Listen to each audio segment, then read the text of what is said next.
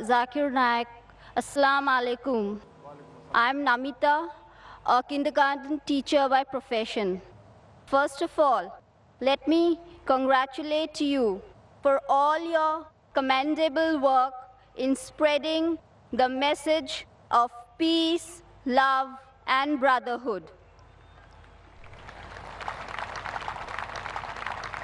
I want to ask you, Brother Naik, if Quran is the God's word, if Islam is truly the way of life, then why are people taking so long in realizing and accepting it?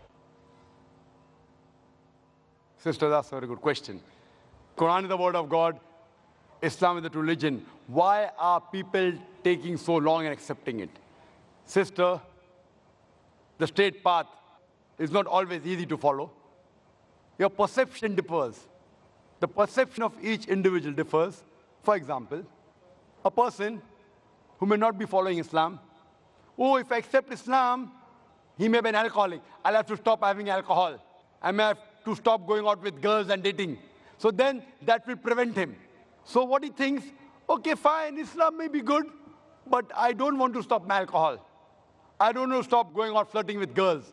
I don't want to stop having pork. So when you learn, there may be certain hitches that may come. Maybe a person may not be alcoholic. Maybe he may not be having pork, but he may think, okay, now I accept Islam. That means for 40 years I was a fool. Oh, I better not accept Islam. Some may think, if I accept Islam, what will my friends say? What will my mother say? What will my father say? So all these obstacles, sister, only if you can overcome these obstacles, can you accept the truth. So therefore, what you have to realize, that the message is clear. The message is logical. It's absolutely clear. But there are other things which are there in the baggage. A person has to be so strong that, fine, if this is the truth, I'm ready to accept the truth, even if I have to leave my other non-Muslim friends. And believe me, sister, this is only a perception. I know many non-Muslims who have accepted Islam, and yet they have got their old friends. And people tell me, oh, Zakir, don't speak to non-Muslim, you lose the friendship. I've got very good non-Muslim friends also. MashaAllah, they respect me. You have appreciated me. MashaAllah, you're a non-Muslim. So my job is to present the truth. And one more thing, Quran clearly mentions in Surah Baqarah, chapter number 2, verse number 256, La ikrah fid deen. There is no compulsion in religion. Truth stands out clear from error. Our job, sister, is to present the truth. Whether a person accepts it or not, it depends upon him. If Almighty God wanted everyone to accept, it's very easy. It's mentioned in the Quran in Surah Yunus, chapter number 10, verse number 99. If he wanted, he could have made all the human beings believers. Very easy. Kun fayakun, very easy. But where is the test? Allah says in the Quran, in Surah Mulk, chapter number 67, verse number 2, Allazi khalaqal mauta wal hayata. It's Allah who has created death and life to test which of you is good in deeds.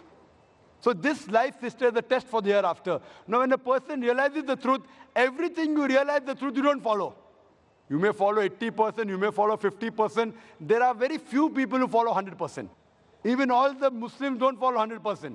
Some Muslims may have bad habit, yet they are Muslim. So what we've realized, sister, the major points of oneness of God and believing in the last and final messenger and believing in the hereafter, these 2-3 points are the most important, sister. And that's the same thing I'll tell you, sister. You ask me the question, I'll ask you the same question. Then what is taking you so much time to accept the truth, sister? Dr. Zakir Naik, I would just like to tell you something, that here, with your blessings, I accept Islam and repeat the kalma, La ilaha illallah, Muhammadar Rasulallah. MashaAllah, sister, may Allah bless you. And may Allah grant you Jannah, inshallah. Sister. And welcome you, sister.